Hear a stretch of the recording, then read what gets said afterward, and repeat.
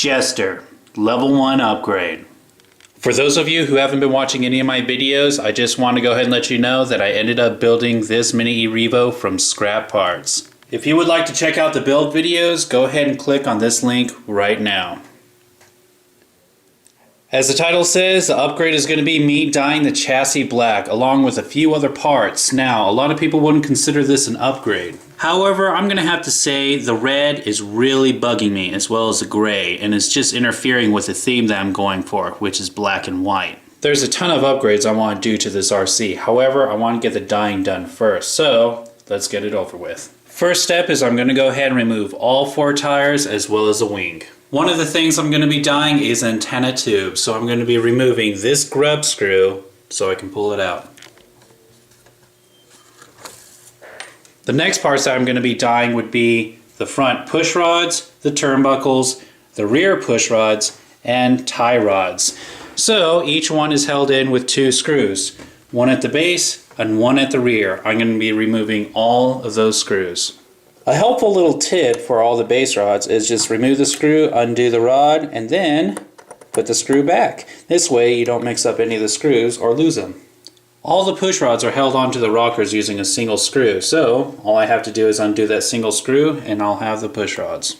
There's a couple of things I'm going to be taking off before I get to the turnbuckles and tie rods. I'm going to be removing the shocks. There's only 4 screws that hold in each pair of shocks, 2 on top and 2 on bottom. Same for the rear. When I take off the top screws, the shock brace will come off. Alright, just pull off the shock brace, leave the screws in there. And now, for the shocks, I am also going to be dyeing the shock springs. So I'm going to bring the brace all the way up, pull the shock spring down, slide off the bottom brace, and there is what I'm going to be dyeing. I can't take off the turnbuckles yet because, well, it's not that easy, but I can remove the rear tie rods. They're held in with 2 screws. The next parts that I want to go ahead and dye would be the rockers, and they're just held in with a single shoulder screw. Now it's time to go ahead and start getting to the chassis, so I might as well start off with the motor. I need to take off the gear cover, which is held on with a single screw. Take that out and you can pop off the gear cover, no problem. Now for the motor, I need to open up the side battery door, slide the ESC off, and undo this screw. Once that screw's out, you can easily pull the motor out and, well, I guess I can go ahead and leave it plugged in. Now I'm going to undo the 4 screws that hold in the receiver box. So I'm going to pull off this little lip, set that to the side, pull the receiver box cover off, pop off the receiver box, pull out the ESC from channel 1, pull that through, and now I can set all this to the side. Might as well go ahead and move the waterproof seal as well. Now I'm going to go ahead and take off the front and rear body mount. Now the body mount for the rear is held in with 5 screws, 3 on top and then the 2 that hold in with a tie rod. But since I took those out already, I don't have to worry about those. For the front, it's held in with 3 screws, 2 in the front and 1 in the back. I'm also going to be removing these 2 screws that hold the diff housing to the chassis. Okay, now it's time to go ahead and flip the RC over, and I'm going to be removing the middle skid plate and the front skid plate. The rear one can stay on there. The middle skid plate is held in with 8 screws, 4 on each side. The front is held in with 5, 2 on each side and 1 in the middle over the servo saver. With the front and middle skid plate gone, you can easily just lift up the rear diff and pull it off to the side. For the front, before I take it off, what I'm going to do is undo this screw right here. That way I don't have to readjust the servo. Once this screws out, you can easily just pull off the front diff and set that to the side. And now I need to go ahead and take off the rear center drive shaft, which is held in with a single grub screw. Pull that out, pull that off, and now the transmission can come out the top. Next, I need to go ahead and take out the servo. The servo is held in with 2 screws, one on top, one on bottom. I'm also going to be taking out the other parts for the other optional servo, which is also 2 screws, one top and one bottom. Next, I need to go ahead and remove the last 2 screws that hold on the rear battery vents. Okay, set those screws to the side, and now I can easily open up the battery compartment, and these you just pull up and they slide right on out. Set those off to the side. And the last thing I need to take off are the battery compartment doors. If you go on the underside, you'll see this, well, these 3 grooves. I get a flat, small screwdriver, stick it in there, and pull just like that. There we go. And I finally have the chassis. Now there's only one last thing I need to do, and that is get off the turnbuckles, which, as you can see, I can finally reach that screw. There we go. Now, I don't know how strong these little plastic freaking things are, and I don't want them to melt when I dye the tie rods, push rods, and just all the rods. So I got some small needle nose. I'm going to grasp it and then just push, and they should pop out fairly easily. Just like that. For the screws, all I do is grab the screw part and then just push the rod down. Just like that. And I finally have all the parts I'm going to be dyeing black. If you guys don't know how I dye my parts, go ahead and click on this link. It'll take you to my how-to on dyeing parts. And there is everything after it's been dyed. It turned out perfect. Absolutely love it. The red on all the rods are completely gone. Nice cover up. The shocks, black. Looks good. Much better than I thought it would. And of course, all the rockers turned out perfectly fine. However, there is one last thing I did dye that I didn't think I was going to. The servo. What I did with this, since it's already waterproof, is just dip it into the dye and left it like that. Pulled it out every once in a while so it wouldn't mess it up. I already tested it and it works perfectly. So, all that's left is putting everything back together. Alright, so I got the ESC back on there, we got the servo guards, the battery doors, and as well the battery vents. Now I'm going to move on to the servo saver and reattach both of the turnbuckles. Now that those are back on, I can also reconnect them back to the axle carriers just to make things a little bit less hectic. Okay, now that that's taken care of, I need to go ahead and do one last thing. If you can see on the front drive shaft, there's a slot. I want to make sure that that is perfectly horizontal. And now, I'm going to put this right back on to the front and reattach the servo saver to the servo. Alright, now I should go ahead and mention something before I move on. All the little arms are held on with these little pins, and nothing holds them in when you take out the skid plates and the body mounts. So just got to be careful not to lose them. If they do fall out, you can easily just slide them back in. Now it's time to go ahead and slide the transmission in. Remember how I told you to keep that line vertical, or I mean horizontal? Well, there's also a corresponding line at the end of this drive shaft.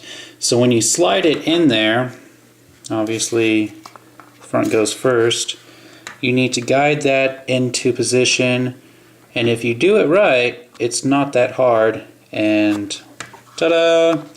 Once that's in place, make sure the diff doesn't fall out, go ahead and put on the rear drive shaft.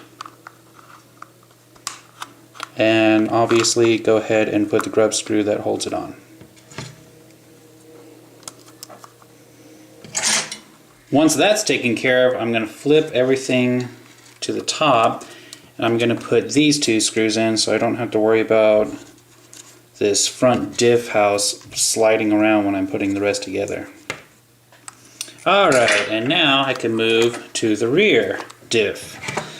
And then just like with the front, line up the drive shafts and put them together.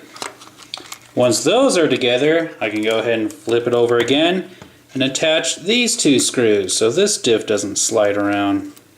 Once those two are taken care of, I'm going to flip it back over and reinstall the middle skid plate followed by the front skid plate. Okay, now that that's taken care of, flip it back over again, and it's time to go ahead and reinstall the rockers. Now the rockers, you can't really mix up. First of all, on the bottom one, it does say this side down, so that makes it easy. The long ones go up front, short ones in the back. Remember that the two empty slots always face inside the vehicle with the longest arm pointing away. Now that all the rockers have been reinstalled, I can now reinstall the push rods. The push rods are the 4 shortest rods out of all of them, and of course they attach to the rocker all the way down to the lower arm, all the way around. As for the back push rods, they do go through the top arm. Okay, next I'm going to move on to the shocks. Obviously 2 up front, 2 in the rear. The bottom connects to the rocker and the top is held in with the shock brace. Alright, front and rear is done. Now I'm going to get this little waterproof seal, put that on there. It doesn't have to be perfect yet. I'm going to open the battery compartment. Then I'm going to get all my electronics, install the receiver box. Then I'm going to get the ESC wire, feed it through the receiver box cover, plug that back into channel 1, slide the ESC in, and now I'm going to adjust all the wires to the proper length, and then I'm going to put this top seal on. That way when I put the top cover on, the wires won't come back out. Now that everything looks good, I'm going to push this lip into that little hood. Make sure that that little rubber seal is flat all the way around, and then just push the cover down. Make sure no wires are sticking underneath there. Don't want to cut anything off. And then redo these 2 screws. Okay, now I'm going to slide the ESC back out, push the motor back in, and I need to do the proper spacing in between the pinion and spur gear. I can stick a piece of paper in there to get the right spacing, and then I'm going to redo the screw that holds it in place. Once I get that proper spacing, tighten the screw all the way down, then I can reattach the ESC, push it in all the way, close the door, flip to the other side, and then I can reattach the gear cover. So the gear cover easily just lays on there and snaps into place. Just like that. And then a screw goes in right there to hold it in place. I'm going to go ahead and do the antenna tube now, just because I don't want to mess up the antenna wire. So that slides into the receiver box, and a little grub screw goes back right there. So now it's time to reattach the front body mount. As you can see, it has these 2 little arms. Those 2 arms slide into those 2 slots, just like that. And then 3 screws go in on top. And it's the same thing for the rear body mount, except this large lip goes into that large groove. And then 3 screws on top. And finally I can reinstall the rear tie rods. They have a little groove in there. Screw goes right there, and the other side goes to the axle carrier. And now I just have to reattach the tires and the fin. Here is before.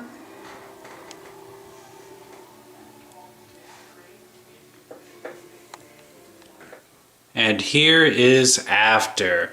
You know guys, I really am going to have to say, this is a huge freaking visual difference.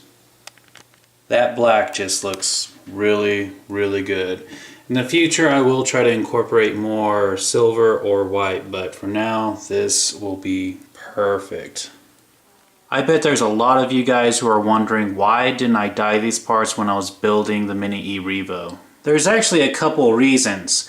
For one, there's a couple of people who wanted me to show what it takes in order to take everything apart to do this. And the second reason is I wanted to have a before and after, because if I did it right off the bat, I wouldn't appreciate it as much as I do now. But either way, I have to say that Jester looks a heck of a lot better, guys. And that was Jester's level 1 upgrade.